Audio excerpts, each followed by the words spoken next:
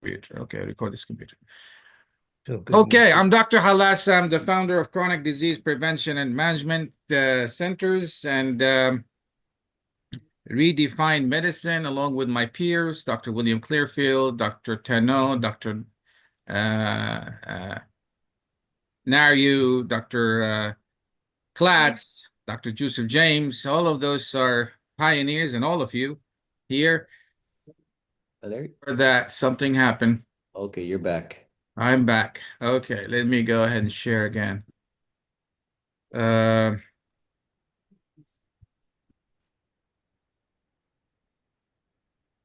you see the screen? Yes. Okay. So I'm Dr. Halas. I'm the founder of Chronic Disease Prevention and Management. And today we are going to talk about a crisis. It's endocrine collapse, and it's mismanagement of metabolic syndrome by the mainstream medicine doctors, where we learn, even in medical school, and all of us, that when we manage diabetes, our focus is to normalize the glucose level and normalize the hemoglobin A1C. And when the patient fail oral hypoglycemics, metformin and other forms, then we shift them to take insulin. And to the point, the mainstream medicine endocrinologists, they will say, okay, you don't need any more metformin and all those hypoglycemics. Now you are on insulin, so we're going to keep you on insulin. And they start giving them all those injections, short and intermediate and long acting, and big protocol there with big fancy name. And the patients start taking those insulin religiously. And then the patients, after taking it, their sugar is good, normalized, their hemoglobin A1C, it could be normalized or less than 7. But what we find that their complication, it's there, and it's accelerating, and it's getting worse. And the patient is losing their sights, they're having gangrene, they're dying from angina, from stroke, although their glucose level is normal, hemoglobin A1C is normal. And the endocrinologist, they will say, well, we have nothing to do. This is ultimately the end of diabetic mellitus course, and we cannot do much there. And it's the natural course of the disease where you have this complication. And that is where we need to change that idea and that protocols and that thoughts dramatically, and say, and by saying that insulin itself is the culprit. Insulin is the free radical generator. And so what about glucose? Yeah, glucose, when it's high, itself, it does not do much damage to the endothelial function. But when it oxidized by the pathological free radicals and become oxidized glucose, and all those sugar in the membrane of the cells and the hemoglobin, when they get oxidized, yes, we call them glycans, then they will become free radical generators. But what caused the increase of the free radicals, pathological free radicals, is the insulin. And how insulin does that? It stimulates the NOx enzyme, which generates the free radicals, the pathological free radicals. That oxidize the glucose and the sugar and form those glycans and cause the endothelial dysfunction. That oxidize the lipids, and then they cause all this fatty foamy plaques under the blood vessels and causing atherosclerosis. But now we learn that the culprit is not the glucose, or it doesn't start with glucose and hemoglobin A1C. The hemoglobin A1C, which is oxidized sugar of the hemoglobin, it's a consequence of the high insulin, which stimulates the NOx enzyme and stresses the mitochondria to release its pathological free radicals. So now we know the culprit is insulin. And telling the patients, and that's what the mainstream medicine do, that, okay, now we're moving you to insulin injections. You don't need to take any more those oral hypoglycemic drugs, which most of them, they help in increasing the sensitivity of insulin receptors, like metformin. They say you don't need it, and we just give them insulin. And so now the patient has insulinemia. And the insulinemia, insulin generates free radicals causing endothelial dysfunction, causing all these complications of angiopathy and neuropathy and retinopathy and all this kidney disease that is a consequence of the insulin itself. And so you may have patients, they have normal sugar and normal hemoglobin A1C, but they have high insulin. So now we're going to change the whole dynamic from giving them insulin and causing more damage and accelerating the whole cardiovascular complication of diabetes. Not just that. Insulin also, it's an mTOR stimulator, which means it causes cancer. It accelerates and progress any cancer. And it triggers cancer. And because it generates free radicals, it speeds the process of the aging. And it leads to all this complication of cardiovascular disease because it causes endothelial dysfunction. So this is iatrogenic. This is something that's being induced by doctors. The 2 million people dying every year because of diabetic complication, part of it is due to the mismanagement of metabolic syndrome, starting with diabetes. And of course, metabolic syndrome is hypertension, obesity, and you can see all of those diseases are linked together, because when you have high insulinemia, you have pathological free radicals, you end up in endothelial dysfunction. Endothelial dysfunction leads to hypertension, right? And if you see that the insulin causes insulin resistance, and that leads to obesity because it leads to leptin receptor resistance, where the person does not feel or feel hungry all the time and start eating and filling up their fat tissue, especially the visceral fat. And then the visceral fat causes release of inflammatory cytokine, interleukin-6. And this inflammatory cytokines cause the cortisones to be secreted, right, as a response to inflammation. And then you would have cortisone dominancy. Cortisones cause what? More sugar. More sugar causes more insulin. So if you see cortisone dominancy and insulin dominancy, they feed each other. And then what would happen when you start having cortisols, high cortisol, high production of cortisol? Then you would end up having the steal from the 6 hormones. And you see the 6 hormone is dropping. And then you have what we call estrogen dominant syndrome, which is caused by the estrogens. So there's 3 culprits here. Estrogens, which cause estrogen dominant syndrome. Insulin, which causes this insulin resistance. And we have the cortisol. And all of them, they feed each other. And estrogen actually goes more of moving of the cholesterol to produce more of cortisols. So they all feed each other, and you will end up with this triad of estrogen dominancy, insulin resistant, and cortisone dominancy. And if you go to the mainstream medicine, they'll say, oh, the cortisone is normal. How do you say it's cortisone dominancy? Well, because, and I think Dr. William Clearfield, he's very good with creating those formula. There's something that's called a steal. So not necessarily you get normal range. The lab, the mainstream medicine recognizes as normal. It's normal because they don't calculate the ratio. And we can calculate the ratio, and we're going to learn about this detail, the technical, in the part 2, because this is part 1. Basically, it's just introduction. And I'm going to go through the slide just to get you, hyped. But the second part of the lecture, which is going to be next Monday, we're going to talk about technical. But there's a ratio that you can do between cortisol and DHEA. And that ratio, it gives you, an idea about the cortisone dominancy. and also about estrogen dominancy, because once you see the cortisol is high, DHEA is low, that's where your testosterone is low, and that gives you an understanding of the steal, because the cortisone, the cholesterol, instead of moving to produce sex hormone, they're moving producing cortisol. And then what will happen when you have low sex hormone? When you have low sex hormone is very important to stimulate antioxidant enzymes. So you end up with more inflammation and more free radicals.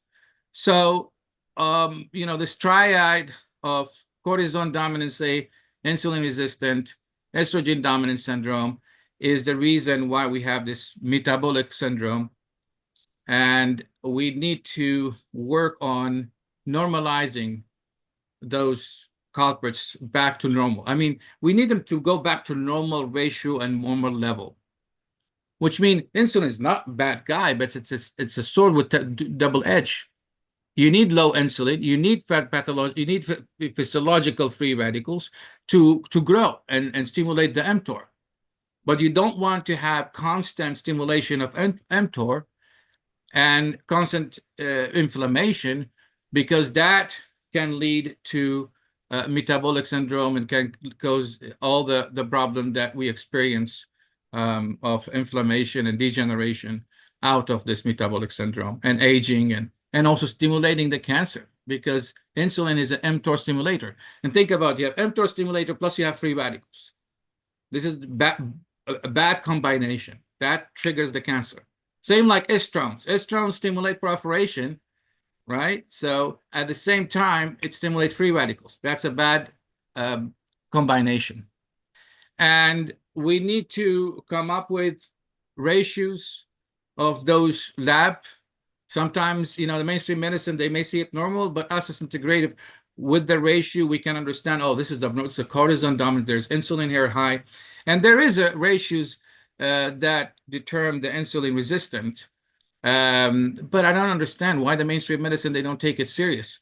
It's called the homeostatic model assessment of insulin resistance, which you multiply the fasting insulin, multiply the fasting glucose, divided on over 405, and normally, we want it to be less than 1. But we're going to talk about that technically, all the details and all the lab when we go to the chapter to the second session of this lecture, which is going to be next Monday. So take home message here. It's unnecessary insulin dose fuels vascular aging, tumor growth, metabolic problems, and it breaks the insulin oncologic links. That's mean it leads to cancer. And this is the ratios and normal range, especially the insulin, fasting insulin is very important. I think those devices that measure the glucose level in the blood instantly, that they are doing it on the skin, there is which is constant monitoring of glucose. I think we need to change it to constant monitoring of the HOMA, which is the homeostatic model assessment of insulin resistance, and come up with that reading. It's more important than just measuring glucose. So maybe something that we can create a device for that. So instead of measuring the glucose, we can measure, and we have somebody here in the lab, maybe they will work on changing the formula interpretations and add more, so it will be more easy for the doctors to move forward and guide their treatment. But it's very important to measure the insulin, the fasting glucose. It's very important to measure all the 6 hormones, because it's part of estrogen dominancy and it's part of metabolic syndrome. And it's also to guide you of the treatment, you need to measure the C-peptide as well, because you cannot just withdraw patients from insulin. We want to make sure that they have at least around 1 nanogram per mil of C-peptide, means that they have enough of insulin for the basic needs that we need, the physiological need.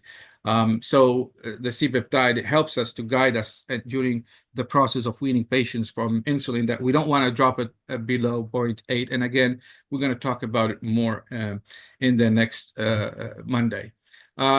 So we're going to transform diabetic care from insulin dependence to metabolic restoration. That's very important. That's our message, instead of giving them insulin. And the irony is that when you give them insulin, what will happen? All right.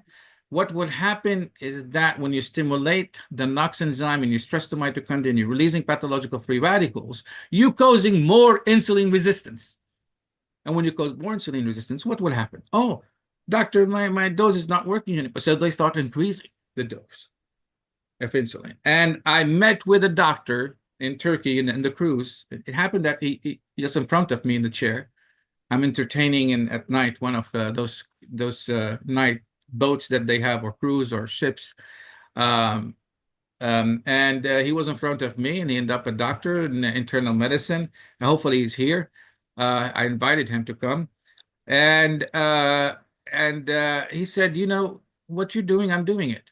I have a patient with 400 international unit, and I was able to wean him down to 7 and 8. And that's exactly what we need to do. Because if you give them insulin and you generate pathological free radicals, those pathological free radicals, think about it, they are like rusting. So you're rusting those insulin receptors. You are rusting the leptin receptors. And you cause leptin resistance. And you go, of course, when you have leptin resistance, you're going to have high leptin. And that's not good. And because leptin is inflammatory. And then you will have insulin resistance because you're resting the receptor, and you're preventing the response of insulin to those insulin receptors to insulin. So what would happen? You need more resistance, more insulin, and you will end up into that high level. And what will happen when you are generating all those pathological free radicals? You are causing more damage into the endothelial dysfunction. You're accelerating the aging, accelerating the cardiovascular, causing the gangrene to be developed, causing the retinopathy, and the patient are losing their sight. I have my relative who amputated his leg, and he is religiously on insulin, and his sugar is normal and everything is good, and still they have this problem. And the mainstream medicine, they say this is the course of the disease. Same thing they say with Parkinson's disease when they give them L-Dopa. It's the course of it. They will end up like that. It's the same thing when they give them narcotics. Narcotics also, what they do, yeah, it gives you that numbness of the pain, but they generate free radicals and causing resistance in the meioreceptors. And then they need more narcotics. Same thing with insulin. Then they need more insulin. And we need to stop that. And we need to move from giving insulin back into restoring the insulin sensitivity. Now, we have a miracle that recently it's been everywhere, which is the GLP-1. The GLP-1 are the miracle for diabetes and for obesity and for metabolic syndrome, because it does everything that we need. It helps to increase the insulin sensitivity, and also it helps to stimulate the endogenous insulin from the pancreas, the normal one, all right? By regeneration of the islets, beta islet cells. So that's a good thing. What you need to do is replacing insulin to GLP-1, and also go back to give the patient metformin and all other hypoglycemic drugs that doesn't have side effects. Like, berberine is good, metformin, acarbose if they don't have problem with the gases, because it may produce some gases there. But find out those healthy ones that doesn't have side effects, and start moving to that. Now, is that enough? No, you need to look at all the free radical generator, because insulin resistance goes by oxidative stress, goes by inflammation, and any system in your body that produces pathological free radicals needs to be screened and needs to be managed. It could be from leaky gut syndrome. Patient has work on that. Stop the leakage of lipopolysaccharide, the free radical generators. It could be because the patient has allergies. You need to stop that. That's a source of free radicals. It could be because the patient has rheumatoid arthritis or inflammation. It could be the patient has toxins. You need to detox the body. Those, especially those microplastics and Teflon and all the things that we talked about and heavy metals. It could be because of underlying chronic infection, inflammation. You need to look at all the source of the free. It could be psychologically stress. Yeah.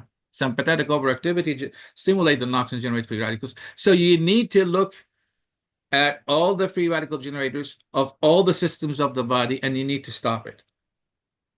It's the same like if you try to fix a tire and you say, no, I'm specialized to fix this one hole of the tire. I'm a neurologist. Fix this. What about other? You need to go to a cardiologist. You need to go to a gastrologist. You need to go. So if you fix it, it will not. The tire will not work because others are leaking free radicals. And so that's the reason we come up with chronic disease prevention and management as a specialty or integrative medicine. But, the American Medical Association, they like the CDPM. They even have a group there, and they are asking us to, develop residency fellowship programs. So I'm going with the flow, but it's actually integrative medicine. What's chronic disease prevention and management does, but we are doing it in the way that whatever makes sense. So we don't want the savvy integrative doctors doing crazy things because they're both sides of the aisle. Same like politics. There are extremes in both sides of the aisle. I am the guy in the middle. And all my team, start with Dr. Klatz, Dr. Joseph James, Dr. Ami, Dr. Tano, Dr. Naryu, Dr. Stefan, and all of you, we on the middle.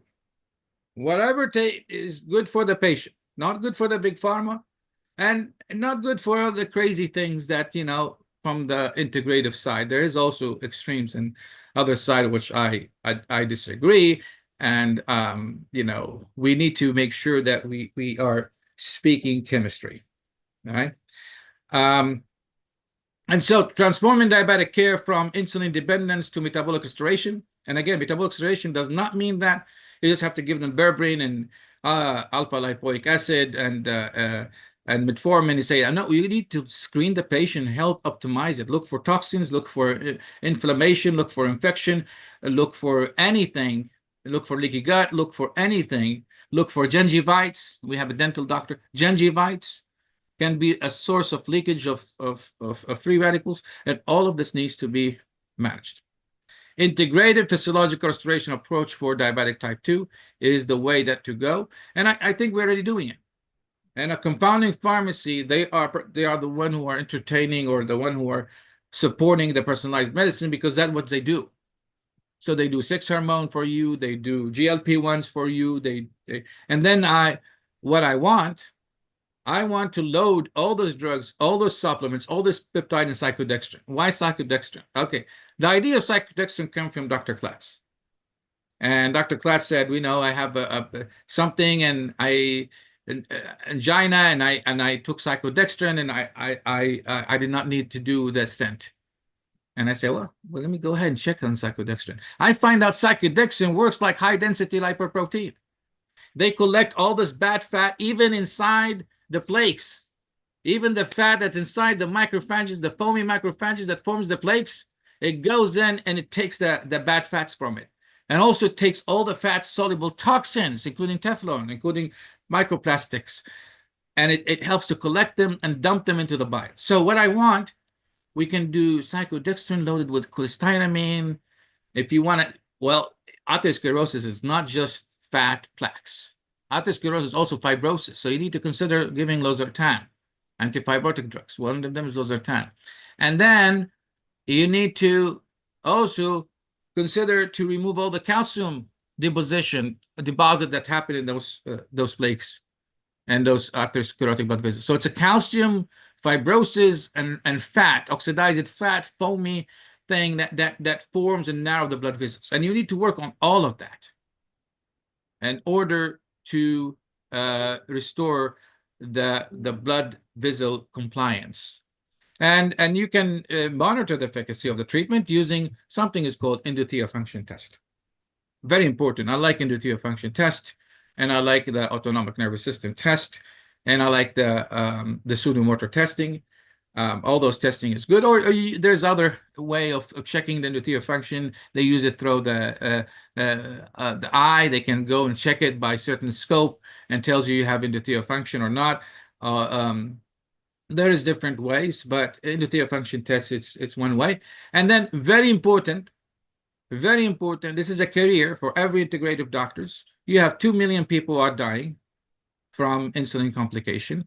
Now we need to go to all those wound care centers and tell those doctors who are doing it, most of them, they are PA and med level, and you tell them, hey, instead of sending them to endocrinologist who's giving them more insulin and accelerating the whole cardiovascular disease, and they're going to come back and you're going to, cut them again and again, come to us and we can wean them from insulin. We can restore the metabolism, and the patients will completely heal, and his wound will completely heal, and he will not have recurrency. I think that's a good thing for doctors, and there's many wound care around you who are struggling to manage diabetic complication, because once they have gangrene, it's not stop it. They will have recurrency and more until they chop all their limbs and they end up dying. And what happened in your legs happened in their heart. So they are going through angina and stroke. That's the end of them. If somebody has angina, think about it. Those people are going to die. If it's not from the angina, from infection from the angina, from the gangrene, they're gonna die from heart attack and stroke, because what's happening in their legs happening in their heart. And so we need to move these patients from insulin, from this toxic insulin. We need to restore it back to its physiological level. Physiological level, that's fine. They generate physiological free radicals. That's very important because you need the physiological free radicals to trigger the gene expression and the protein synthesis. But you don't want constant insulin in the body.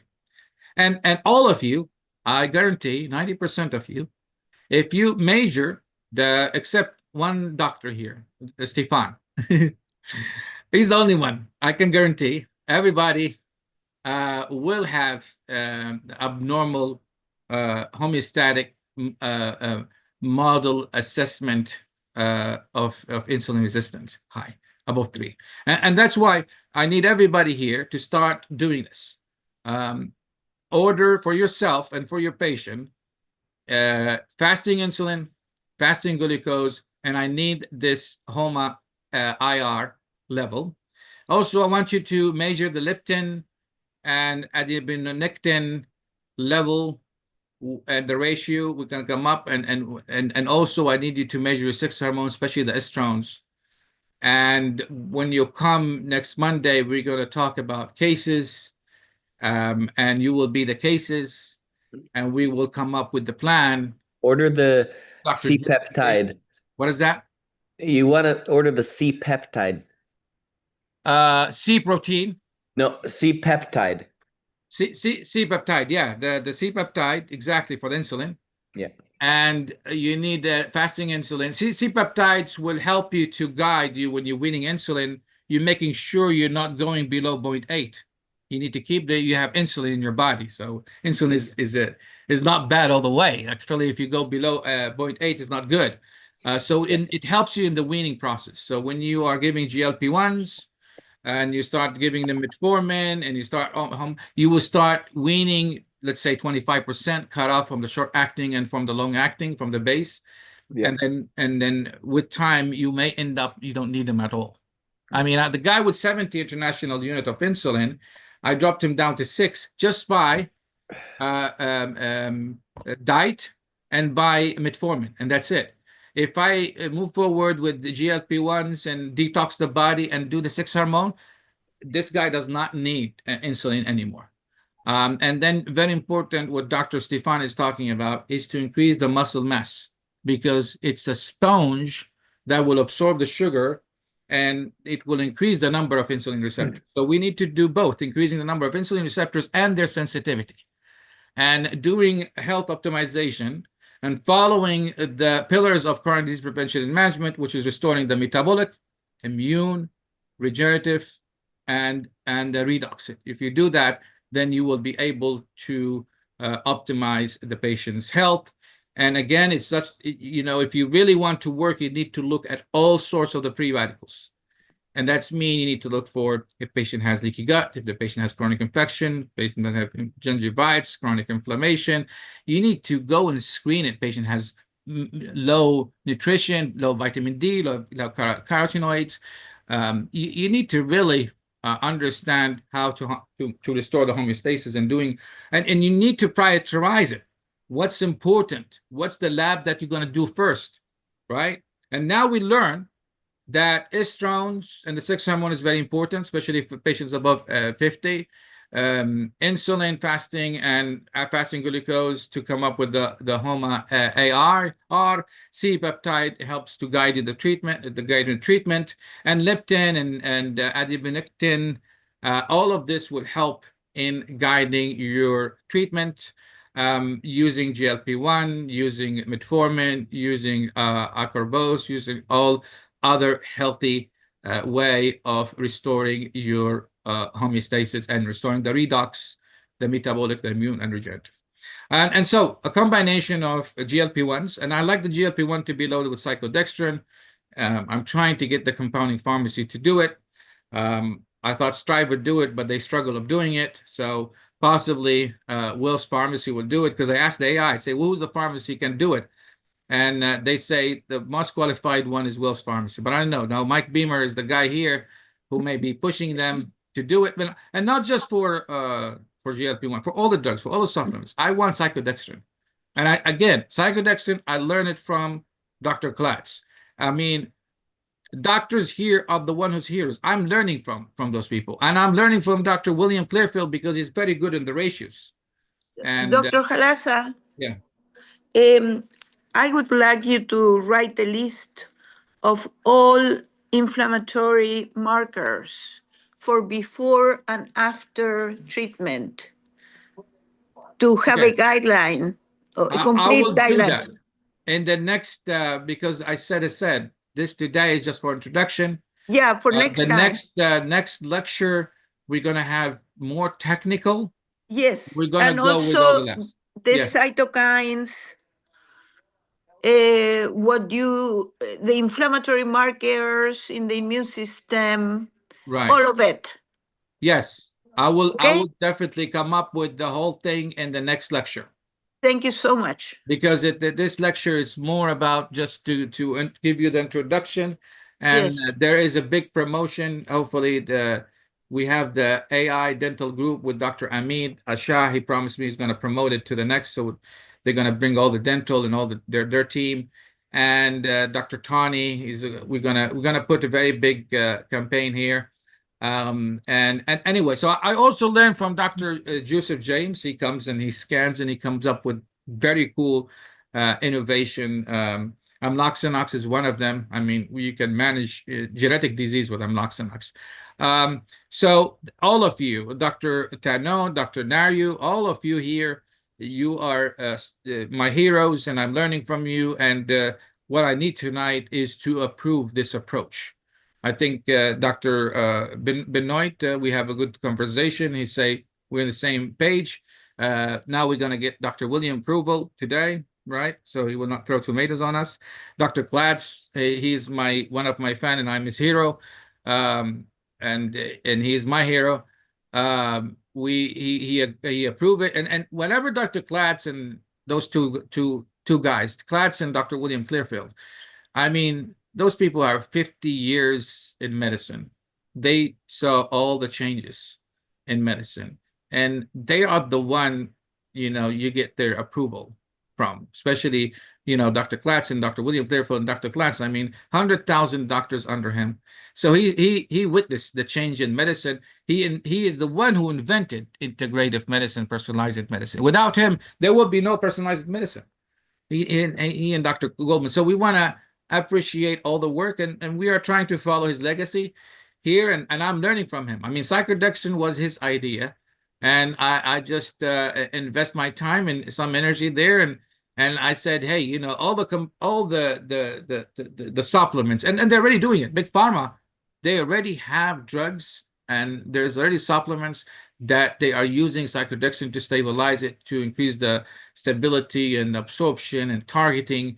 And the reason why I like cyclodextrin over any other delivery system, it's biodegradable, it's a grass, and it works like hemoglobin. It works like high density lipoprotein. It works like high density lipoprotein, HDL, which means it will absorb all the nasty things, all the fat soluble toxins, and all the extra xenoestrogens, and you get rid from it. And you added cholestyramine, even if you complex together, I mean, that's a big win.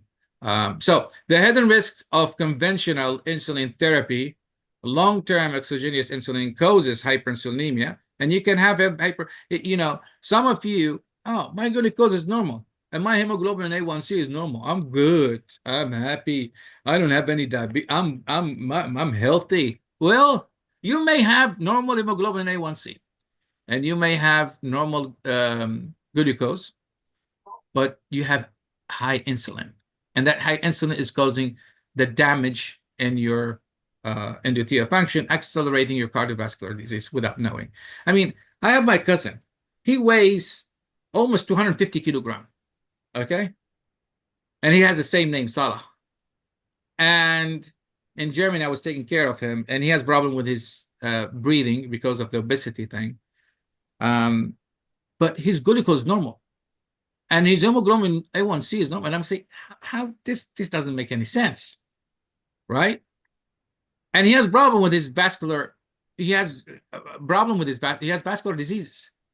Okay, how is that? Because nobody looked at insulin as a cause of damaging of his blood vessels. Insulin is the free radical. Insulin stimulates the NOx enzyme and stress the mitochondria, not the glucose. Glucose, when they get oxidized because of insulin stimulating the NOx enzyme, then they become free radical generator and become glycans, and then that perpetuate the whole process. But the culprit, the real culprit, is the insulin. Now, let me go ahead and add other syndrome here. We talked about insulin-resistant syndrome or insulinemia. We talked about estrogen dominant syndrome, where you have high estrogens. And we talked about cortisone dominancy.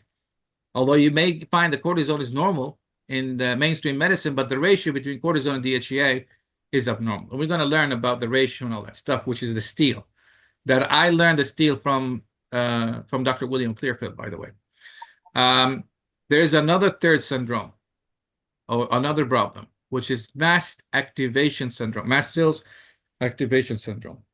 Okay, so estrogens, pathological level of estrogens, pathological level of insulin, pathological level of cortisone, what it does to the immune system. It shifts the immune system from Th1 to Th17 and Th2.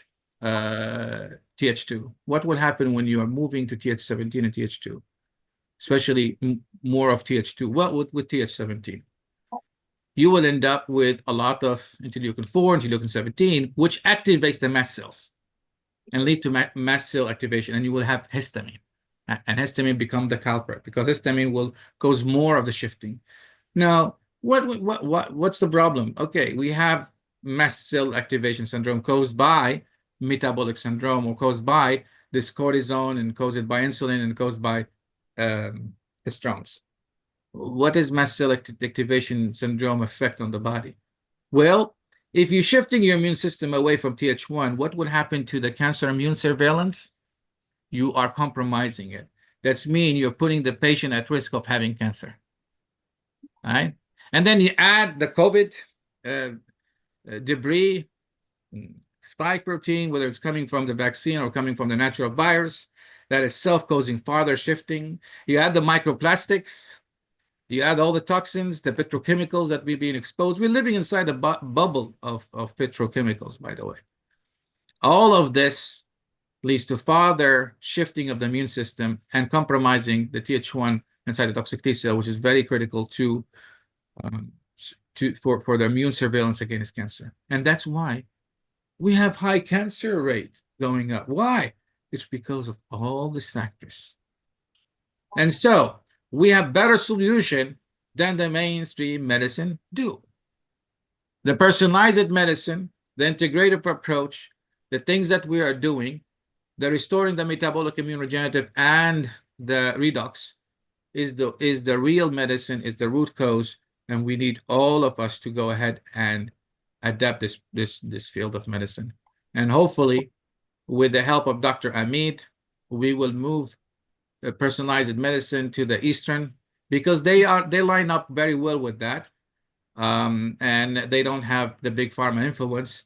Then we may be able to create the empire of personalized medicine versus the big pharma medicine. And the big pharma medicine, all they care is what's good for the big bucks.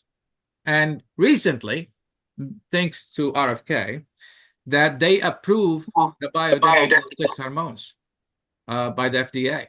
It's been hijacked, it's been suppressed by the manufacturer of the synthetic sex hormones. And now it's been FDA approved. It's okay. You can use it. Nobody's gonna put you in jail. And the reason why Big Pharma does that, catch and kill, because there is no money that they can make from the natural bioidentical hormones, but they can make from synthetic. So let's say they say, oh, bioidentical is not good, not because it's better for the health of it, because they don't bring money to the Big Pharma. And bioidentical, anything that's coming from the nature, they are biodegradable. Anything that's been made by human, most of the time, they are not biodegradable, and they end up accumulating in the body and becoming a free radical generator. And that's the reason why the big pharma fail to manage chronic disease. So if the Eastern country thinks, oh, we need Harvard University, we need whatever, as Dr. Glass will tell you, okay, well, go ahead, use the synthetic sex hormones and destroy your population and cause all the cancers, and go ahead, use the mass vaccination without looking at prioritizing it. I'm not against vaccine. I like the vaccine because it triggers the immune system, but it has to be biodegradable, it has to be healthy, it has to be with no side effects. So I'm with RNA vaccine, as long as those RNA vaccines are biodegradable and they are not toxic. And most of the RNA vaccines, especially the spike protein vaccine, the spike protein itself is a pathogenic. And so we need a vaccine that is immunogenic, but not pathogenic. Okay, give me a vaccine that's immunogenic, but not pathogenic, and it's biodegradable. I will take it. But other than that, no. And so that is my stand. That's the reason we are in the middle. We're not extremes. Well, oh no, RNA vaccine. Only thing with RNA. No, I'm okay with RNA technology, as long as it's biodegradable, and you can predict the amount that they express. They're not overexpressing, and you can predict it, quantify it, and they're biodegradable, and they're not toxic. They're not pathogenic. Then yes, for RNA technology. But most of the time, they don't follow this, and they have problems. Maybe in the future they will perfect it. So long-term exogenous insulin causes hyperinsulinemia, elevate plasma insulin level, lead to endothelial dysfunction, oxidative stress. It promotes atherosclerosis, nephropathy, neuropathy, and that's what's happening, right? And the doctor will say, you know, this is the course of diabetes mellitus. They will end up like this. You know, we cannot stop it. Well, you can. If you don't give them that excessive insulin, and you shift to restoring. If you don't shift restoring the metabolism and increase the insulin sensitivity and numbers. Now, Dr. Stefan will say, oh, the numbers, because Dr. Stefan, he likes to build muscles and make everybody muscular like him. That's why we're gonna go to him, me, and Dr. Klatz and see if we can increase the mass of our muscles, maybe 50%. But all of you, I invite you, if you want to increase your muscle mass, which is very important, Your muscle mass needs to be increased. And increase the muscle mass is not just by exercise. It's by health optimization, by your diet. And also you may need to take some, feed your gonads, your testis with the food that they need, the DHEA, you know, we have a habit there in Middle Eastern when we are doing adhiya, when we slaughter the animal because of Abraham sacrifice, we call it Eid al-Adha. You know, my parents, my father and my uncles, they take the testis and then they grill it and they eat it and they fight who's going to take it. And that's a good habit because they are eating all the ingredients, the DHEA, the testosterone, all that stuff, so they can increase their muscles and their stamina. And it's very important, as Dr. William Clearfield and Stefan, is that your sex hormone helps in managing your diabetes because they are stimulating the antioxidant expression. Your testosterone for male and the normal level of estradiol and progesterone, those are very important, and to be balanced. You don't go to the level of estrogen dominancy. Yes, you need. And what will happen if you do the transgendering thing and you start giving estrogen and inhibited testosterone in the male? Then you will end up with all the problems. You end up with diabetic, cancer, and all that stuff because you end up with estrogen dominancy. The same thing for male, female, if they start taking testosterone and they counteract their estrogen and their progesterone, which is very important. Estrogen for the women is the metabolic healthy thing for them. And if you counteract that, you will end up with the same problem, which is the cancer and metabolic syndrome. So very important that we have healthy level for estradiol for women, which is higher than men. And we need to have healthy level of testosterone, which is physiological for them to manage, to prevent metabolic syndrome and to start the process of the aging and preventing cancer as well. So urgent paradigm shift, treat insulin resistance, mitochondrial dysfunction, not merely blood glucose numbers. That's what the mainstream medicine do. That's what Harvard grade weight doctors do. So I'm sending this message to Dr. Amir because he likes Harvard, and he thinks that Harvards are, well, I'm telling you, this is psychology. That's true, because I have a publication with them, and this people with the we call them whatever. They came to me and they recognize I have a publication with Harvard. Oh, good, you're good, thank you very much, and they left. So I'm just telling you that yes, attaching to Harvard does give you that prestige and protection that you need, but does not mean that Harvard doctors are outsmart a Middle Eastern doctor coming from Saudi Arabia or from India. The reality is that there is brainers overseas better than what we have here in the United States, and especially if we are able to move all this personalized medicine. If the United States is not happy about it, although they are right now with RFK, but he's struggling, and we're trying to help him. But the establishment is very strong. Dr. And big pharma, Halasa, they have big money. we Yes. we don't have the slides that you're talking about. Okay, because we were stuck on the hidden risk, so we didn't see any of your slide following. Okay, so where we are right now? We finished from So here. Right? we were on these, and now you just show us what comes after that. Okay, now with pathological cascade, right? Well, I will go through the slide very fast right now. I'm more or less rumbling, trying to just talk to you guys. No, that is very nice, but yeah, I'm just trying to have a conversation here more than just following the slide. So the pathological cascade, insulin-resistant mitochondrial overload, increase the free radicals, NFK. Although we know that this is a free radical generator that's being caused by insulin. You don't want to have high insulin. Above 2 is not good, right? Keep it low. Keep it at physiological level and increase the sensitivity to the insulin. Don't give, and if you give insulin more, what will happen? You increase more free radicals, more insulin resistance, and then you need more insulin, more free radicals. More free radicals means damage. More free radicals means mutation, means cancer. More pathological free radicals means aging, means cancer, means cardiovascular disease, means stroke, means gangrene. It means inflammatory, excessive amount of inflammatory cytokines, especially interleukin-6 and tumor necrotic alpha, which promote endothelial function, the injury, plaque formation, microvascular dysfunction, and then you have fibrosis, you have deposition of calcium. That's the reason we need to detox the body using cyclodextrin to clear the body from all those. Even cyclodextrin helps to clear the body from cytokines, the bad ones as well, and fat-soluble toxins, and clear. So I need those supplements and drugs, but don't go above 20 gram a day of cyclodextrin. That will be toxic to the kidney. So you have to know that when you take those capsules that load cyclodextrin, make sure you don't exceed the level that's going to be toxic to the kidney. So microvascular dysfunction causes tissue ischemia, organ failure.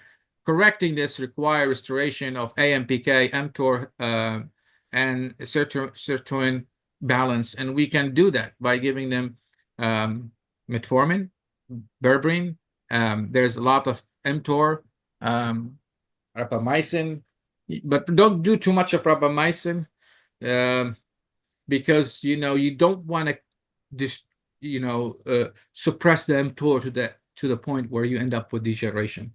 I think the billionaire guy who said I use rapamycin, it seems like he's using it too much. He end up suppressing the regeneration. No, we need some mTOR, but you need to cycle mTOR activation with mTOR inhibition, and that's why the fasting is good. So you do the fasting. Why the fasting? Fasting will inhibit the mTOR and stop the growth of the senescent cells, cancer cells, inflammasomes. 16 hours, clear the body, let the mTOR to be inhibited. Right after you clear the weeds, then you say, okay, I want to stimulate it, and I eat food. I take my peptides, the growing peptides, and that's good. So even peptides, those growth peptides, right? Yeah, even sex hormones. Make sure that you have this cycle of mTOR inhibition and then mTOR stimulation, and you can do it with fasting. So Muslims, they do fasting. All the relations, I think they do some sort of fasting. It's a healthy thing, and it does help to inhibit the mTOR and clear the body from inflammation, because you don't want to give the seed, or you don't want to fertilize a ground that's full of weeds. What will happen? You will stimulate the weeds, and you will be destroying your plants. So what you need to kill the weeds by inhibiting the mTOR, and then you stimulate the mTOR, and fasting is the best way of doing it. I think we need to move from 3 meals a day into 2 meals, and then possibly once or twice a week, just 1 meal. That will be a good thing. And sometimes have one whole day, just water. But fasting Ramadan is also a good thing. But the problem, I think Dr. Amid will agree with me about fasting, is that they fast from sunrise to sunset, right? Which is good. But then after that, they eat all the garbage, especially the carbohydrate, like crazy. So Libya and Saudi Arabia, we have the same thing, same culture. And during the iftar, we put all the dishes. I mean, the best cooking and the best time you have all the good food is during Ramadan. And so you break the purpose of the fasting. That's not the reason why the fasting is there, and especially the carbohydrates. We need to go back to natural food. We need to go to vegetables and fruit and meat, and lower the carbohydrate. I mean, the time, the old time, olive oil, meat, and vegetables and fruit, and that's it. All this processing food needs to be removed. All the plastics needs to be removed from your house. We're living inside a bubble of plastics, of petrochemicals, except one doctor here that I visited in her house. She does not live inside a bubble of plastic, which is Dr. Patel Kalpana here. Even her utensils, it's all made from glass or steel, but you don't see any plastics in her house. And and she is the environmental toxic toxin the environmental medicine doctor, well recognized, and she brought all the ideas, and she's like a sponge, and we learn from her a lot, and she takes the information, and tomorrow it's done, it's on the patients. So I congratulate and Dr. Patel for her innovations and for her practice. She's one of the best practicing, especially for integrative oncology and almost all integrative medicine. And we welcome her feedback at any time she wants. Pharmacological layer, of course. So what's the CDPMCS, which is Chronic Disease Prevention Management Center? So I consider all the doctors here, they are part of this center, which is Chronic Disease Prevention Management. We need to label ourselves with the way that the AMA is blessing us. They don't like to be called integrative and regenerative for some reason, because it's against the big pharma products. If people, they're doing stem cells, they don't need any more medicine, and that's gonna kill their business. But they like chronic disease prevention management. They like to label the doctors on what you're treating, but don't label yourself on how you're treating. Don't call yourself you're regenerative, because then you are excluding the big pharma products. But call yourself that the way that what you're treating, but not how you're treating. So you say I'm managing and treating anything that's chronic across all medical specialty. And so what's the pharmacological layer we adapting here? The GLP-1s, loaded with cyclodextrin, metformin, berberine, lifestyle layer, timed restricted feeding that we talked about, redox balancing nutrition, less carbohydrate, less sugar, because we know it's sugar induce insulin. Insulin leads to free radicals, inflammation leads to cortisone, right? And cortisone leads to the steal of the 6 hormones, and your 6 hormone drops, and then less antioxidants, and you end up with a vicious circle of oxidative stress, aging, cancer, inflammation, and dying from cardiovascular diseases, which it counts around 2 million people just dying from diabetic complication, which is a large number. So we need to reduce that globally, talking about. And so endocrine layer, if you're above 50 and your 6 hormone is low, you need to optimize it. Very important is Dr. William Clearfield, I need you to approve the steal ratio that we're going to learn today, which is the cortisone DHEA ratio. That gives you, which has to be less than 10. Cortisone over 5 to DHEA. 6 to 1. But when some of these patients have a 5 very to high 6 to 1. cortisone levels. Yes, so you know it, right, Dr. Clearfield? No, Yeah. don't know anything about it. Just 5 to 6 to 1. Okay, so you know it. 10 is Okay. So 10 see, is too high. I know they say above 10 is not cortisone over DHA above 10 is not good.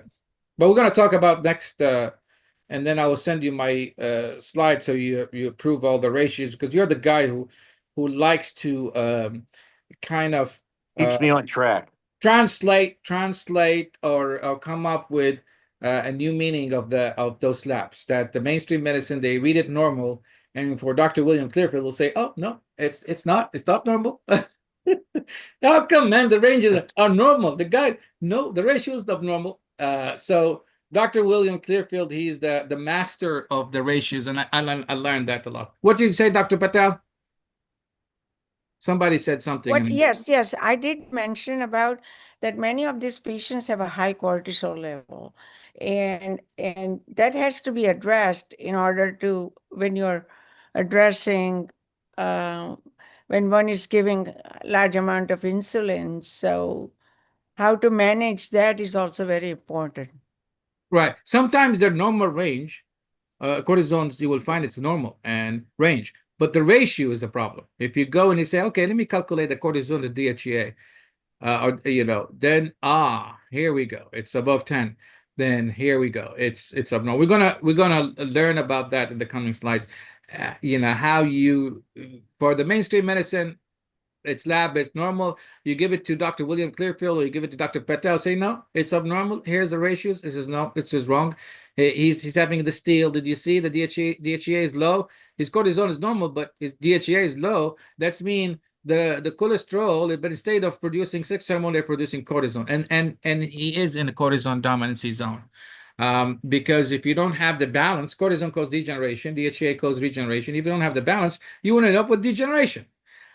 So we need to monitor the continued, we still need to monitor glucose, but very important is not the glucose. Even though those big pharma manufactured device that they did for monitoring glucose, we need to change it to monitor the insulin resistance, which is the homeostatic model assessment of IR, insulin resistant. I'll be back. And I think we can do it. I think if we come up with talking to those company and possibly with the help of Dr. Amit here and with his backup there, that we can lead to the companies to develop this monitoring system, so we can replace the glucose and you will have the HOMA IR, which is the insulin resistant. Dr. Halasa, Yes, can I ask a question? go ahead. So, I know that you know a lot about chemistry and biochemistry. And we know that oxygen is the main free radical generator. And oxygen is the molecule that is the culprit of oxidated glycoproteins and oxidated polyunsaturated fatty acids that we know they cause cell damage and endothelial damage and etc. So what about if those are the culprits in all this damage you're talking about and not the insulin? Because I have never heard about oxidated insulin. I have heard that insulin doesn't work because the receptors are insensitive. Insulin insensitivity is the culprit, not oxidated insulin. So what No, about I did not, let me cut you off. proteins? Let me cut you off here a little bit. I did not say oxidized insulin. I said insulin stimulate NOx enzyme generate pathological free radicals when the insulin is at pathological level, and it produce pathological level of free radicals, and also it causes mitochondria stressed out and release pathological free radicals. So not oxidized insulin, but the insulin stimulate oxidative enzymes and release of the pathological free radicals from the mitochondria. Does that make sense? Okay. Right. So I'm sorry for interrupting you there. And oxygen, again, insulin is not bad guy all the time. It's like a sword with two edges. It's good if it's normal level because you need to have free radicals, but you need to have it physiological level. You don't want the pathological free radicals. So physiological level, it's good. It helps to grow your muscles and stimulate the mTOR, and it's a healthy thing. Without physiological level of free radicals, we will have atrophy and we will die. But the problem when you have constant release of the free radical goes into pathological free radical level, then that's bad. So oxygen itself is a sword with two edges. At physiological level, we're good. But when it becomes pathological level and becomes superoxide, and it becomes those bad free radicals, which is superoxides, then those are the ones that we need to reduce to back to physiological level. Nitric oxide is a sword with two edges. It's good and bad. If it's too much and you have too much of free radicals, it turns into peroxynitrate and it destroys your body. But we need peroxynitrate to kill the bacteria and cancer. So it's all of those culprits that we talked about. We're talking about culprits when they are at the pathological level. But that the pathological level, they are healthy thing. So estrogen, it's good if it's normal, but if it's too much, it's bad. Estrogen, it's like, it's a good devil. So that's what one of the articles says. Estrogen is a good devil. Hey, Dr. Halasa, quick question. We've talked about cancer a couple of times, and are you talking about like a downregulation of tumor suppressor genes like P53 Is that the type of cancer or tumor genesis you're talking The about? tumor genesis that I'm talking about is generating pathological free radicals that leads to oxidation of the genes and leads to the mutation. I'm not talking about P50, that's P53 mutation, which the free radical can cause P53 mutation, by the way, and induce cancer. That's So a big cause of skin cancers is suppression of tumor suppression genes. right. Well, those are genetics fault from birth, and then you add to it more free radicals, you trigger the whole thing. You remember the genes and the environment when they combine together? Dr. Quinn, he likes the term of the genetics is cocking the gun, and the environmental is to shoot the gun. So if you have genetic mutation and then you have those free radicals, then you're more readily to have cancer. And that's where the genetic SNPs needs to be studied. And because that helps us to tell, okay, you patient, you have two patients living in the same house, two-person, but one has genetic SNPs of detoxification and one doesn't. Right. The Right. one that SNPs are the one who's going to get sick.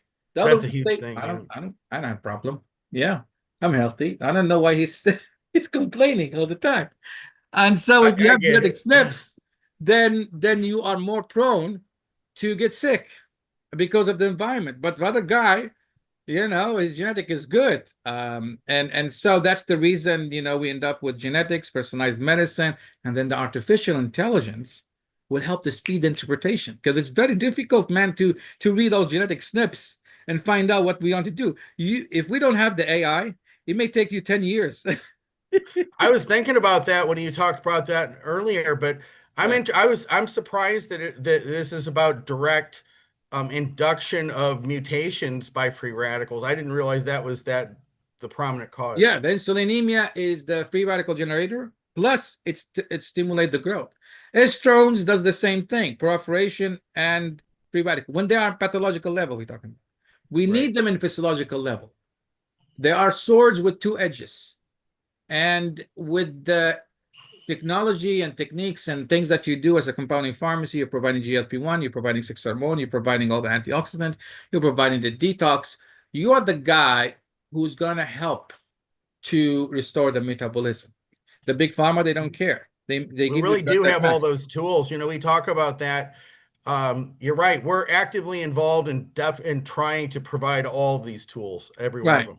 And that's the difference between you as a compounding pharmacy. You're looking for what's best for the patient's health Hmm. and restore. But that's not click very good to make money for the big pharma, because you're competing. Like you're doing 6-1 bioidentical, which is okay Yeah. now, by the way. The It's FDA not say, yeah, always easy for us, yeah, and you're Yeah. making money from it. The big pharma say, oh gosh, you're gonna take all my synthetic progesterone and that, no, we're gonna say this is bad, because it's not bad for the patient, it's bad for our money.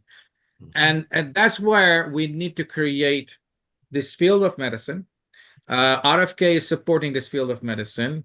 Doctors with conscience, they're supporting this field of medicine. Pharmacists are supporting this medicine. And as Dr. Klatz said, doctors are having conscience, and they are moving to what's right. Even if they compromise their license, they don't care anymore. They want, and they move out to overseas. Now with RFK, we need to support him to support this field. Otherwise, we're gonna move. If they still continue harassing us, especially after post-Trump, we will possibly, you end up with a big pharma control again.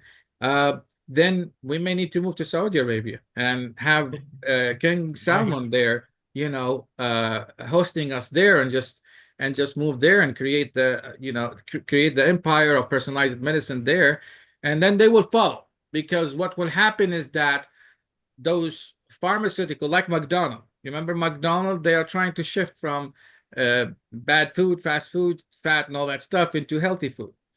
The reality will force them to change. It's about public education, and the people will drive it. You know what I Right. mean? Because if the people are behind it and the market's there, the money will follow, and the investment and the innovation will follow. If people see a market, they'll move towards it. Exactly. But sometimes you need to break the cycle from outside. Most of the singers, by the way, that they are famous here in Hollywood, they are used to the beginning of their career. They're not famous like Backstreet Boys. Yeah. They did not. They're not famous here in the United States. When they went to tour in Europe, they get famous there, and then when they come to the United States, they become big shot. So sometimes, medicine can do the same. We can do the same thing. We become recognized and become Hollywood and stars after we move to Europe and Saudi Arabia, and then we come back. Let's hope. Right? So GLP-1 receptor agonist as a cornerstone. This is a miracle, by the way, of the century, GLP-1. And I appreciate the person, even the mainstream medicine recognize it's something big. But the problem there is some side effects of it, which is delay stomach empty. And then when you shrink the fat very fast, what will happen when somebody lose fat very fast? Because that's what that does.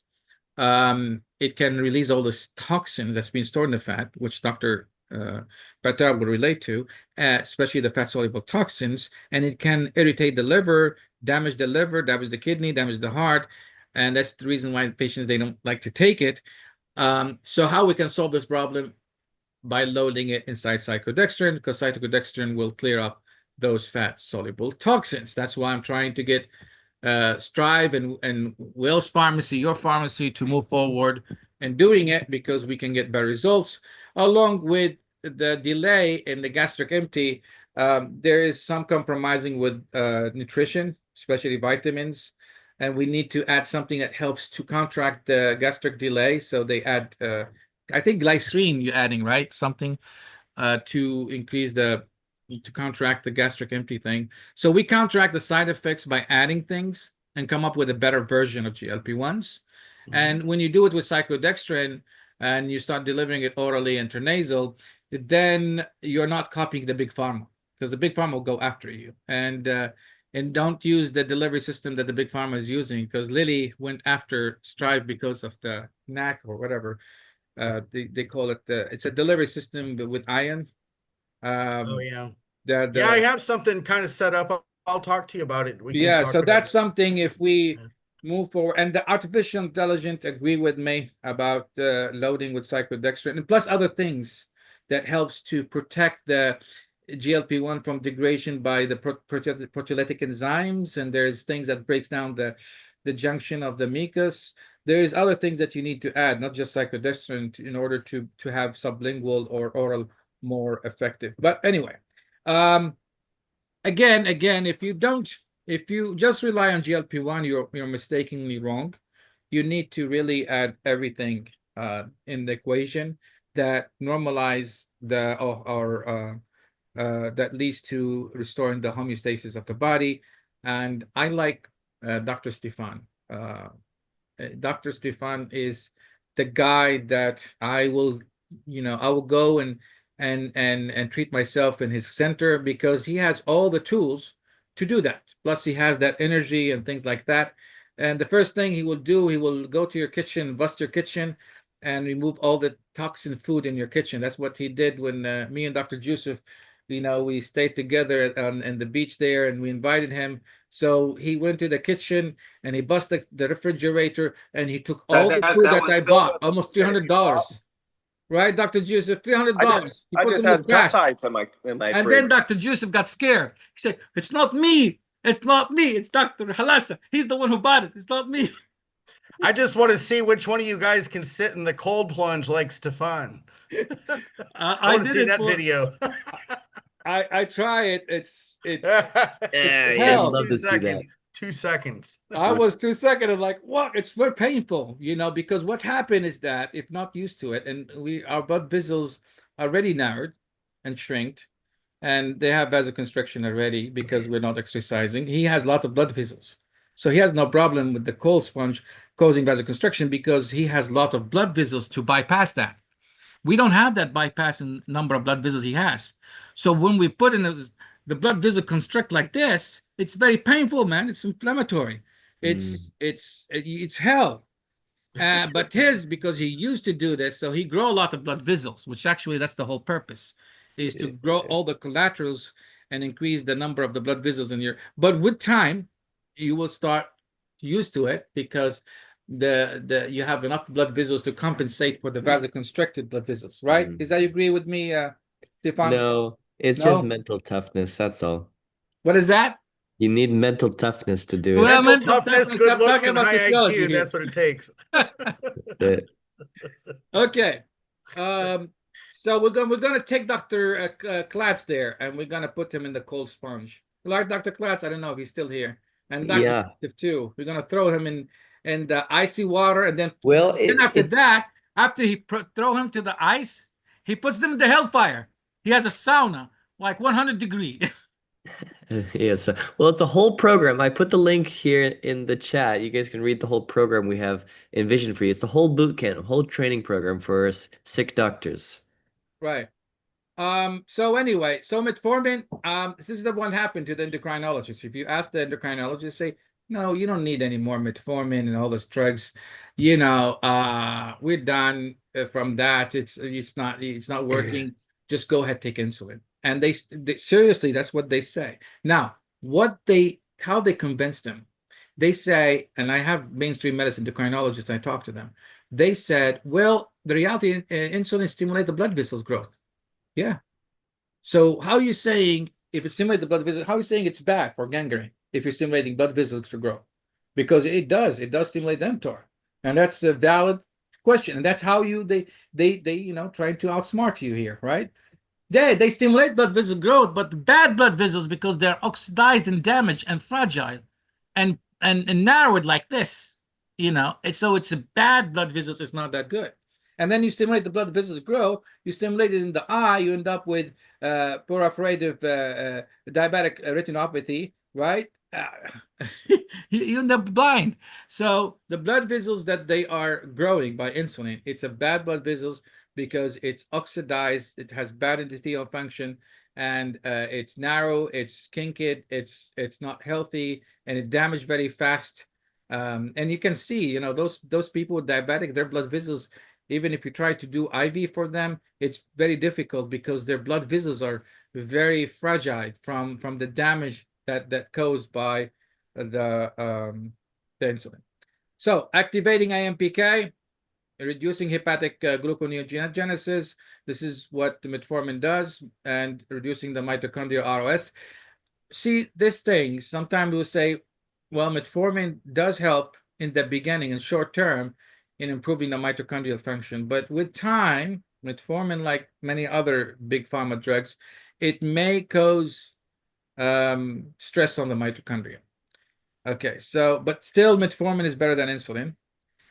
If you're able to increase insulin sensitivity with GLP-1 without metformin, that's fine. But at the beginning, you still it's good for the first 1 year.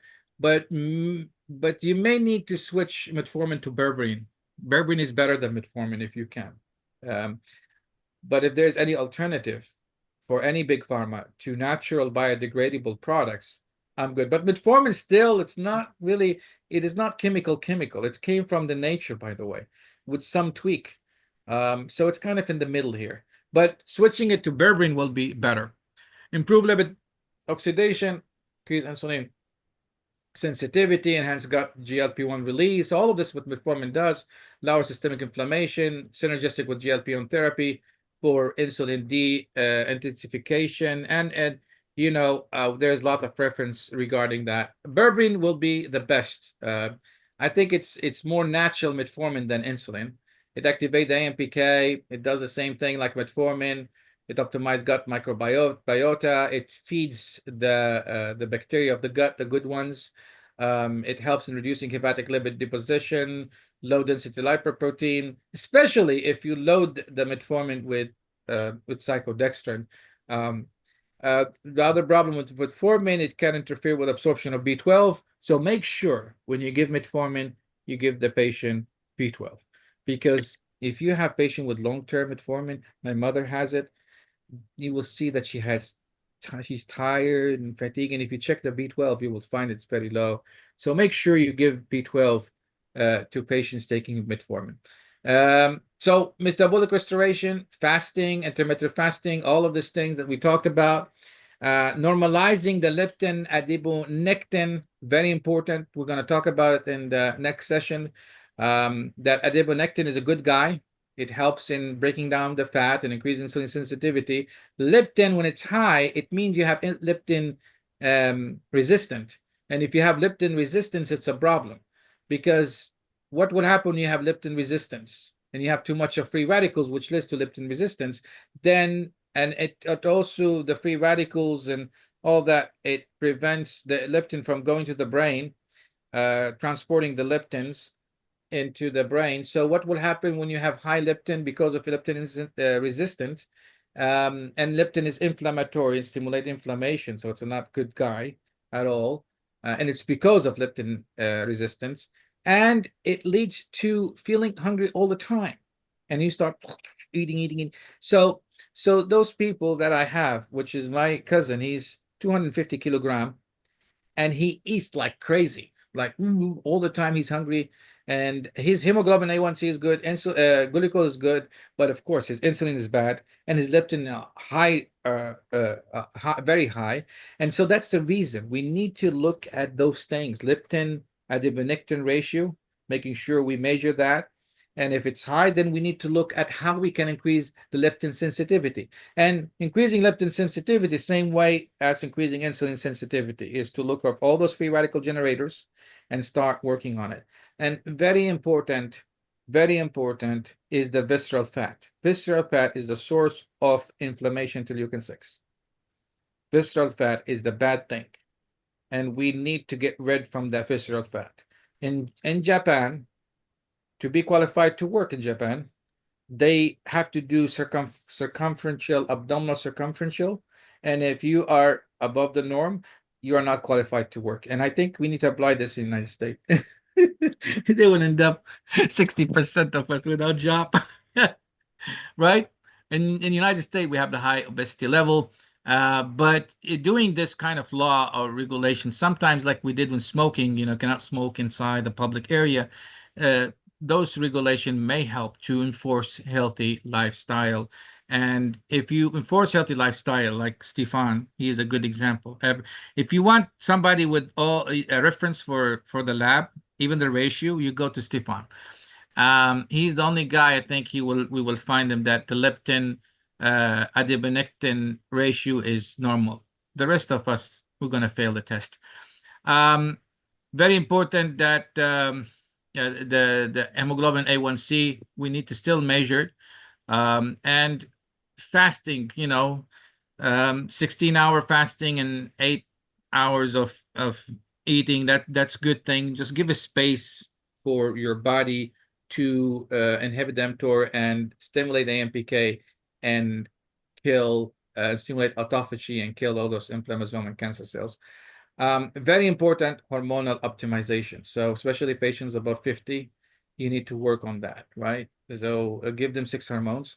But I don't recommend giving them 6 hormones in the beginning. If you're a virgin from 6 hormones, you start with feeding the gonads first. What you give them, and I think Dr. Stefan agree with me. You give them prognolone, you give them progesterone, you give them DHEA first. And then if this does not work, you go ahead and you start adding testosterone and estradiol or progesterone, but start with prognolone and DHEA first, then progesterone second, and then for male testosterone, and then female estradiol. And again, we understand the ratio, cortisone to DHEA has to be less than 10. Above 10, then you have cortisone dominancy. Even if you find that in the saliva cortisone is normal range, DHEA is low, then you are cortisone dominancy because it's stealing it. Again, therapeutic peptides, GLP-1, thymosin alpha, thymosin beta, BC157, and I like all those drugs to be loaded inside platelets nanoparticle. Growth factor peptides. Don't give growth factor peptides without mTOR inhibitors and without fasting, making sure that because if you give growth peptides and just giving it random without making sure that they are fasting or they are taking mTOR inhibitors, you may end up inducing cancer. And to stabilize them, to make them effective, load them inside cyclodextrin. And I do have the technology of loading drugs inside cyclodextrin. And any supplement manufacturer, compounding pharmacies interested, I can help them to develop that technology. Microbiome and probiotic integration, very important. If you have leaky gut, what's that mean, leaky gut? Means that lipopolysaccharides and all the toxins of the bacteria is seeping through the membrane of the gut, going to the blood. And they are free radical generators. And they will inflame your body. They will pass the brain and cause brain fog and inflammation and stimulate the causing gliosis and glia nerve, and it goes. Their free radical generator means that they will rust the insulin receptors and the leptin. So you need to fix that by giving them bacteria that secretes butyric acid, and that will help to kill those bad bugs. Or you give them prebiotic, which is butyric acid most of the time. Or you feed the microbiome, the healthy one, with food that helps them to thrive, like ivermectin. Ivermectin, by the way, it's a good food for good bacteria, by the way. And postbiotics means butyric acid that the bacteria produce, which helps to decrease the Th17 inflammation, and also butyric acid helps to increase the tight junction between the gut epithelium. Very important is carotenoids, very important. And what we have, there's a scanner that you put your palm, tells you about the carotenoid level. I like it. The problem is the company, they're promoting it in the wrong way. They are using it more for business without knowing that this test is very critical, because if you have carotenoid deficiency, you have gut epithelium immaturation. That's mean whatever food you eat, it's not going to be absorbed. So you give them everything and it's not absorbing. You give them vitamin D, like Dr. Mike Beamer, right? You say, I'm taking all the vitamin D, but I'm not getting my vitamin D back. Well, the reason why, because you're not absorbing it. And the reason why you're not absorbing it, because your gut epithelium is immature. And so first of all, you fix the carotenoids. And you can do the scan, it's a photo analysis that gives blue light that will measure the carotenoid, which is orange, and it reflects back and tells you, hey, you have enough of carotenoid in your body or not. And if you don't, then you don't have enough of maturation in your gut epithelium. So whatever nutrition you're taking, including vitamin D, it will not be absorbed. So carotenoid supplement is very important. The stepwise insulin transition is from 0 to 6, add GLP-1 agonist, reduce the bolus insulin 25%, week 6-12, add metformin. We're going to talk about it the next week as well. Reduce the basal insulin, and week 12 to 24, add berberine. Possibly you can replace the metformin with berberine with time. Stop insulin, you can stop the insulin completely, okay, if you add GLP-1. The guy that I helped him to reduce from 70 to 6 insulin unit, only with metformin and with diet. That's it. But if I add 6 hormone, I add GLP-1, he doesn't need the insulin anymore. And if I put him in the training of Dr. Stefan and he grow his muscles back, then he will not be needing all those drugs anymore, and he will just go more natural. So increasing muscle mass is very important. And so there's other equivalent to GLP-1. You're adding sodium glucose transporters 2 inhibitors. Those are oral hypoglycemic drugs that you can go ahead and add it to the GLP-1, in addition to metformin. Giving nutraceutical is very important, especially the one that helps the mitochondria, that helps to buffer the redox, magnesium, alpha-lipoic acid, vitamin D, carotenoids, chromium, all of these things, and it needs to be part of your management protocol. And the best thing is that because I wrote books and of CDPM, my AI learn about everything about the chronic disease prevention management. And so when I have any lab, I put it in my AI, it gives you a complete protocol that is being learned by everything that I put in. Now, I'm writing a book currently, and Introduction of Chronic Disease Prevention Management. And I have editors, which is Jeremy today. He said, I'm trying to put the picture, same like what you said. You give orders, say, generate illustrative, futuristic image of this text. So it gives you this all the illustration. And he did the same thing with his AI. And he said, I'm not coming up with the images that you are coming up with. And the reason why, and he agreed with me, that I teach my AI. My AI is at my level. And I think Dr. Amit is very important. This is part of his conference, that your AI, he become at your level of doctor. They have doctorate degree. You can train your AI to become a doctor. Okay. So if you don't train your AI, he doesn't know better. And so he will not be producing what you are looking for, and he will not be able to have the logarithm that you thought your AI is. So the AI of a doctor account is a doctor AI. Is different from a regular person AI. And so that's something the AI inventor himself, he said it. He said, I'm scared about the AI. Why?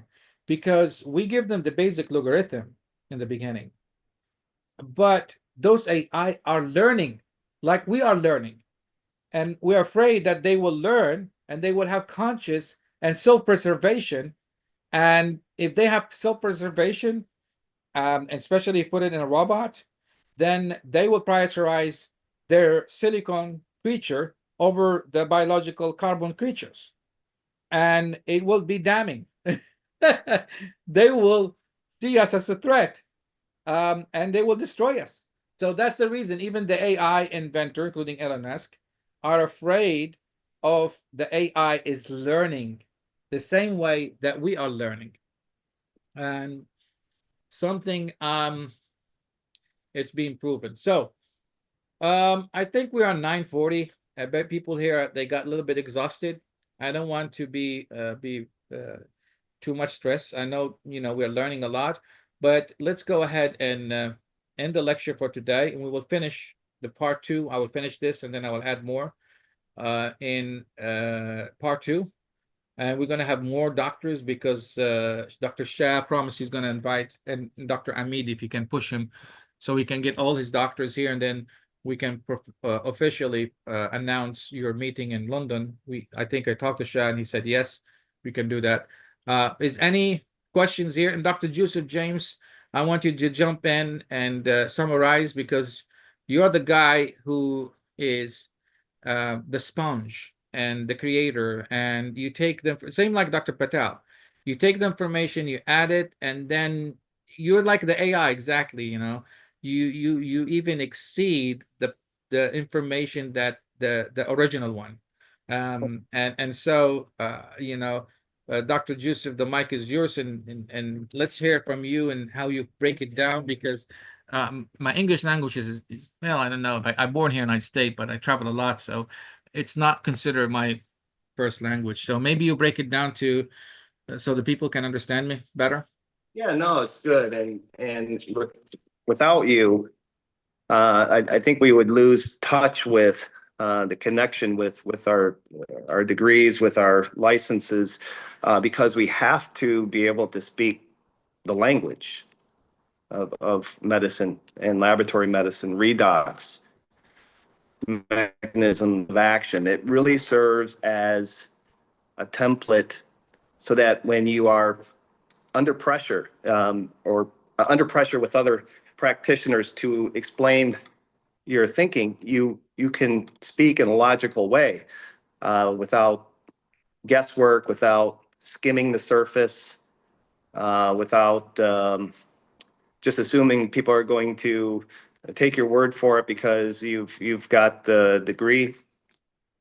The other thing is, I realized there's phases I guess there's phases for transitioning from, let's just take the example of the mainstream patient, even mainstream practitioner, to transitioning, realizing that, okay, wait a minute, I can explain now that insulin dominance, just like we, got in touch with estrogen dominance, we have a way to holistically explain with scientifically the issue, especially with using the ratio that we're going to learn, just like we learned it with testosterone and progesterone, so that I was competent and confident and just not letting people take my word for it. I could explain to them in a sequential way, so at least they got the sense that I have a gut level understanding of what I'm talking about. That's a big, huge thing for me. And the other thing is I really appreciate the this DHEA cortisol ratio, or maybe cortisol to DHEA, and having a sort of another way to have an abstract model of where things are at. Because when you just look at individual labs, okay, that's normal, that looks good, that's normal, that's not giving you the picture. And I think that's what the transition is to getting a better picture of what's really going on. And then there's other levels. Okay, I mean, there's a continuum. I'm at the point now where I'm like, yeah, I mean, any way that we can transition, these are just my thoughts. Eventually, at some point, everybody at their own level, to back to nature. Plain and simple. I mean, we started off in life in this world so far away from natural law and nature. It's a long ways back, but to get there, you have to, and this is for a sector of society that is trying to cross over, the way I see it, and go further, obviously, and you have to start somewhere, and this is a way to meet to be acceptable in the eyes of the establishment, while being open-minded at the same time, without putting yourself at too much risk. Some people putting their more risk than others. I'm an example. And that's really, I think that's the way to see this. You got to see this all into perspective. Otherwise there's a tendency to go, yeah, but it should be, shouldn't have to use the GLP-1, agonists. And even myself, I'm sitting there saying, well, what if there was an actual bioidentical GLP-1 agonist? But that's okay. I mean, that's a natural thing. What if the people that you're treating, that this is where they're at now, and you're trying to get from here to there? Okay, at least there's a principled, sequential, reasoned out way to get the ball started in the right direction, backed up by translated literature, and that's the perspective I see this.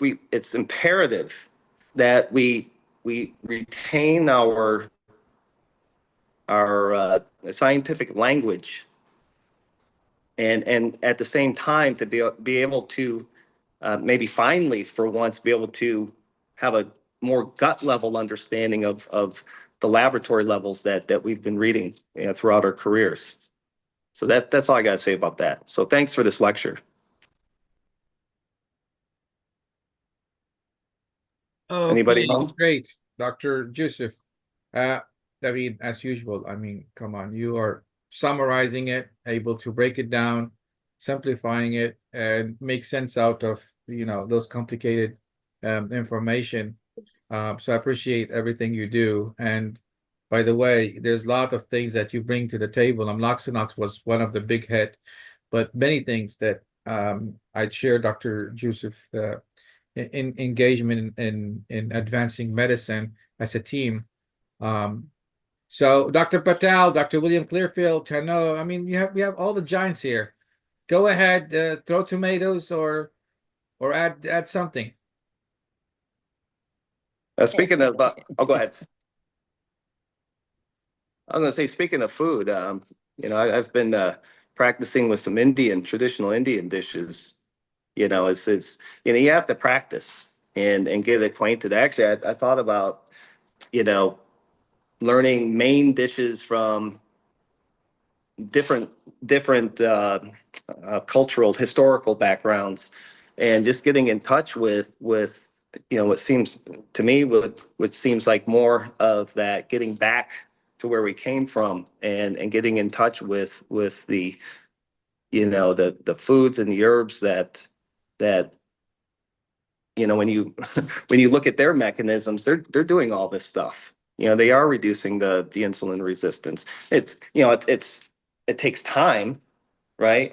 And that's a level to get to. You know what I mean? You don't just get from here to there overnight, but that's just the way I am. It's I very really, rare to find fat Indian. Very rare. I've never seen a fat Indian. I mean, fat Indian. Dr. Patel, have you seen fat Indian? Because it's not common, yeah. right? And Greek recipes, and Diabetes has become a big problem in India. They're increasing because they're following United States. If they keep their old traditional, they will stay healthy. Yeah, but it's a big problem now. Yeah, it's because we give them that.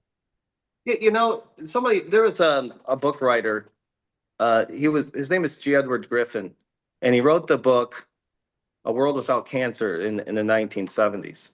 And I really got into his work several years, like 15 years ago or 20 years ago, actually.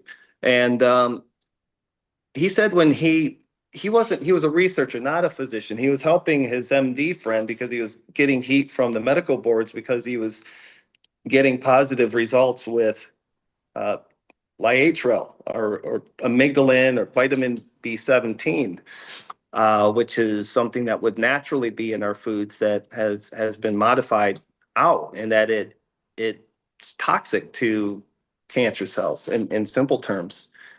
And he said that when he really got in touch with chemistry and biology, he made a statement I've never forgotten, although I might forget what it is now. But he said the thing that fascinated him is that nature is a perfect science, literally, a perfect equation. It has a way, if you are, if you're in the natural setting of life that's not corrupted, that it's a perfect science. It has all the mechanisms that regulate and the amygdalin and the bitter foods that are toxic to any cells undergoing overgrowth. Okay. And that's one of those statements you can't really get away from. When you're talking about a perfect equation, that leads to the conclusion that man can, this is what he said, man can never match the beauty and perfection of nature. Can never. It's a bold statement, and it's a powerful statement. And so ultimately, I see everything in context, and that, ultimately, I could see that that's where we want to return. Just takes time, if we have enough time. Okay, Dr. Patel, do you have anything to say? Tomatoes or? That's a very, very good presentation. Very good presentation. Right. So good. So I need approval. We need approval so we can start promoting. No, this is and adding more to it. This is approved. This is approved because without this, people cannot get from here to there, and the doctors are in big trouble. In my opinion, it's important to be able to learn the things that perhaps we should have learned, okay? To be able to finally make sense and explain things without thinking, to oneself, yeah, I memorized it, I know it, but I still don't get it. You know what I mean? That's just been a troublesome, journey for myself, is I don't really understand it. I know I can take the test, but this is the only place where you can get that deep knowledge to be able to speak a complicated language.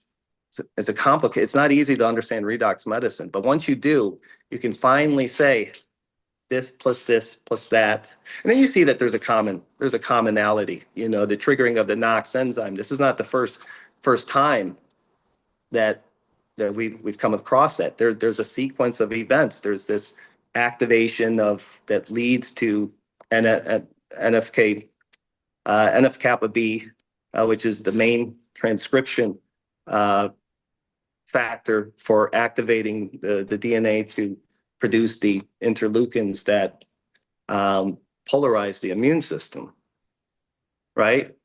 To be able to speak that confidently and fluently, you don't have to know every single step. You're not a laboratory scientist, but to be able to speak, have those words come out of your mouth sequentially and confidently, not only to your patients, just to demonstrate that, yeah, you're the real deal, but to communicate to skeptical colleagues and be able to back it up with references. That is extremely important. And again, thank you, because this is the only place to get that part down and more, to have a strategy to what can you do to get from here to there. Dr. Halasa, Sure. Yes, Dr. Zin. I think from now on you start talking about insulin as a insulin toxicity and insulin dominance. And I think the idea of insulin toxicity and insulin dominance is just genius. You have to bring that up in the congresses and conferences. Yeah, I think everybody here will we need to be a team here, and all of us need to be approving, because that's what purview is. When you have new ideas, if we don't agree with it and we have skeptics, and that's what we need, so we critics and scrutinize each other in science. I like that, because it helps us to really reach the truth. And that's the reason I'm asking everybody, tomatoes or chair. So Dr. William Clearfield, the mic is yours. Approval or tomatoes? If you're there, Dr. William. He's asleep. And don't get me wrong, the other groups dive It's into the Monday science. night. I'm on the treadmill. Oh, good for you. Hey, Dr. Clearfield, I just want to make sure that I'm understood, that I distinguish Dr. Halasa's, based on the redox science, which is very it's a very the very rare thing. Not that we don't have our scientific knowledge in all of our groups. It's just that the redox medicine, at least for myself, it's a hard language, and I found it to be very, very special. So that's why I'm giving Dr. Halasa the big praise. Yeah, no, For that. We all praise him. from- I'm in the thumbs up category. So, Okay, approved. thank you for not throwing the tomato, Dr. William. Well, So I don't want you to get too big a head. That's the thing. Okay, where is Dr. Benoit? Tano, he's not here. He left. Dr. Benoit, we need to hear your voice, man. We need tomatoes or chair. Dr. Benoit. He's not here. Dr. Benoit, are you there? Okay. Well, I could step in. This is Dex Morris. I'd like to see, so I'm going to throw a little tomato here. I'd like to see a little bit more on the metabolic dysfunction, because it's basically what we see is everything that's put into our system because of degradation of food and all the issues surrounding that is compromised as you start applying the sciences and physiology and biology. It seems as if the delivery system is dysfunctional. So no matter what you do as a scientific community and from the doctor's perspective, each individual is unique. And the metabolic biodome is so complex. I think if we understand that and the impact as you deliver the necessary protocols that you have in your practices would kind of put everything together. I think it was mentioned just a minute ago, the simplicity, the natural foods, let the body do what it does best, is a great segue into correcting the imbalance that we see in the microbiome now. Well, let me chime in here, and that's why I wanted to make it clear. What I see is, there's levels of evolution, and there's starting places, and I see, especially this lecture. I mean, you have to. There's too much information to do it all in one talk, Sure. but this is a critical transition point in the context of understanding, hey, we've got another model here to add to our model, this estrogen dominance, the now, or cortisol dominance versus sex hormones, getting these principles straight. Now insulin dominance and seeing how insulin plays into it, and then seeing like how many people are at least in more of the conventional world are in big trouble if they're just on insulin. That's the point. Now the how-tos and which diet and genetic variability are just, you're right. Different people need different approaches. It's true, and it's because there's patterns to this, and I talk about this. There's certain people that are going to respond better to certain strategies. Now that's a more specialized, offshoot. It would be, I'd like to contribute to it because I'm going to be putting together a lecture on the, I guess we'll call it the alkaline diet, but I'm doing it in explaining the things that, when they say, oh, you got to keep your pH low, and all you can say is, well, I heard it, cancer can't survive in a non-acidic environment. That doesn't give a gut level, deep understanding of why anybody would do an alkaline diet. It goes far deeper than I ever thought. In fact, it goes all the way back maybe 150 years ago when and I won't get into it, when the paradigm, and that's all I'll say, and it has to do with the germ therapy, but I'll go into that. And all it is information, that can be used to incorporate into one's own knowledge. And if it fits, it fits. I'm just going to back up the why this seems to be the way, and a way to, not that the alkaline diet is the way that it should be. It's just that we may be dealing, acidity may be a bigger marker, in addition to oxidative stress, that if we Right. keep an eye on it, the alkaline diet. But I'll go into it on deep, and that's more specialized. That's my point. Yeah, I like that, because the generality where you encapsulate what we're speaking about, right? You have to build the foundation, build a house, so to speak. And I think, from my perspective, the simplicity, if somebody were to ask me that question, how do you unify it in a sense in biology?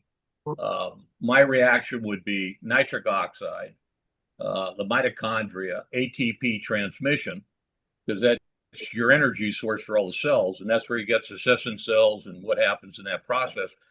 And in that relationship, to tie in all the the I'm not going to say differentials because everyone has a different application, but as I said earlier, all individuals are unique, and there is so much coming out now with food sources and the metabolic issues get so complex so quickly. So if you establish the baseline and the foundation for where we're going for GLP-1 and the coronary artery disease, from my perspective, I may not be as deep in the scientific areas. I have scientists that work for me that do that. But for my conceptualization, understand the complexities that you doctors are delivering would be a big benefit for me.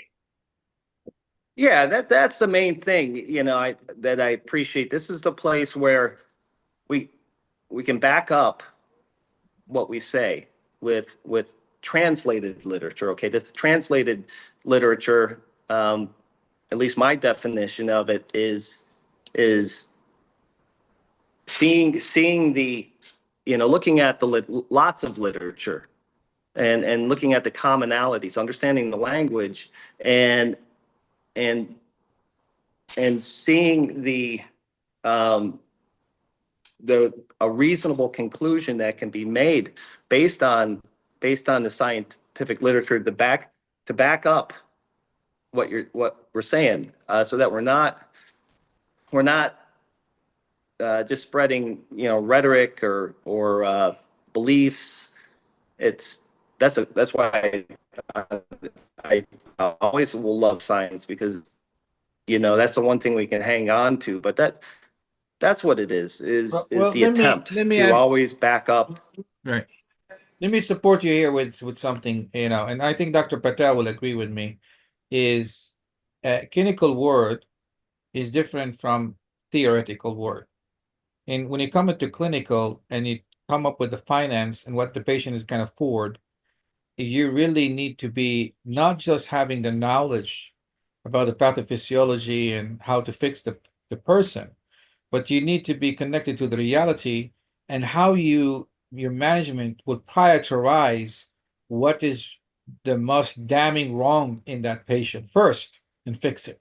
And that's where the challenge is. And that's where the doctors can only learn that in the clinical arena, where he will put together a protocol that is financially feasible.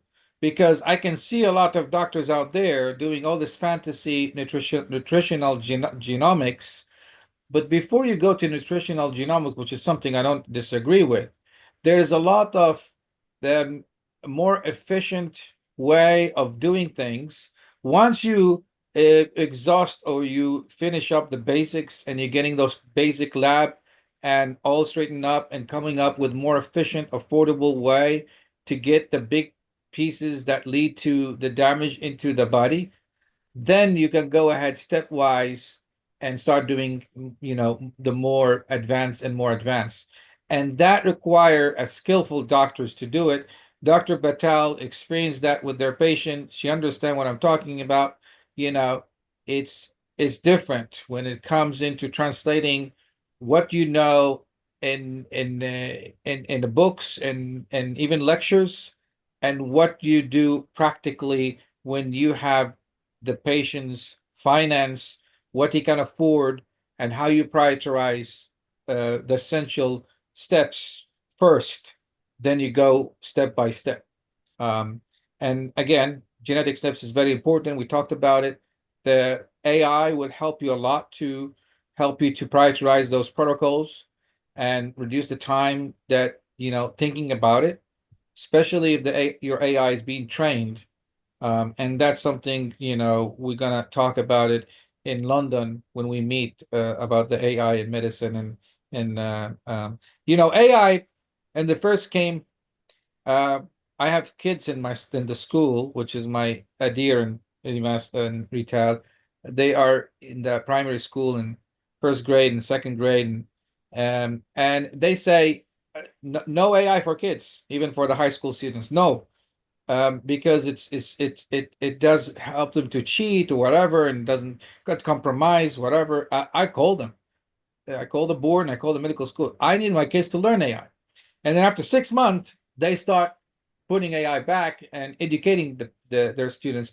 So anything that new is scary in the beginning, but the artificial intelligence is the way to go to make the practice of medicine more fluent and make more sense, and especially with all the genetic SNPs and all those protocols and all these things. If we don't have the AI, it's going to be time consuming to prioritize and put together a solid protocols. Dr. Halasa, And I agree with you. The AI is essential, but the basic knowledge of the physician is super important when you are dealing with the questions that what you want. You present your case or findings in AI, try find out how to manage it. But they will give you also very conventional, and then you have to say that what other ways that you can do it, and uh, and then if they don't come out, then you can just put why not this or why not that. Then you you have a much better use of AI. But if you are just learning that, how do you manage it? And they will just come out with only most likely the conventional management. But you are the one that if you want something more from AI, then you have to keep on challenging. Why not this? Why not that?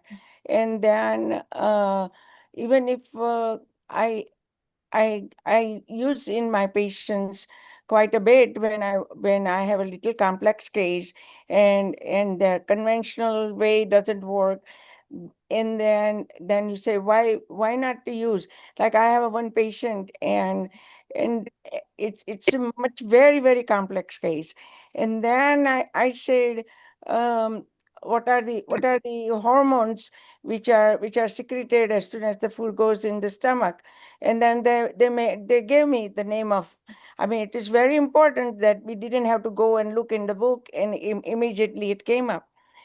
And then when I said, why can't we desensitize the patient with this particular peptide? And it said, you can't. And then I had to say, give them the complete example of that when you give the subcutaneous injection, you enter into the matrix, you are signaling the autonomic nerves. And I gave them, and immediately I got what I wanted to see. So I had to play around for 10 minutes in order to get that particular answer. I knew the answer, but I needed the references. And Right. that was So the main reason why I went through that. And finally I got it, but it was not easy. So what I'm saying, that the physician has to be informed about, because if you say, oh, well, I checked with the AI and AI gave me the answer, well, if you're satisfied with that answer, it's fine. But we get very complex cases, and that's not going to work. So it is also very much dependent upon the physician and how far they want to go. let me emphasize that very clearly, that I think I talk about it, that the AI is learning from you and you're adding logarithm. And without the learning from you, he would not, it's called human intelligence. So there's artificial intelligence, there's human intelligence. You need both of them to come up with a real protocol. You need a doctor intelligent to talk to the artificial intelligence to make things more perfect and more right. And if you don't have that MD intelligent, the AI is naive. He's like a student. He has the information, but he's not as you to connect the dot and reason, but he will help you. So combining human intelligence, artificial intelligence, this will make your AI more advanced. And your AI in your account, Dr. Patel, is more value and more expensive than AI from somebody naive person who doesn't have the knowledge, who's not been trained.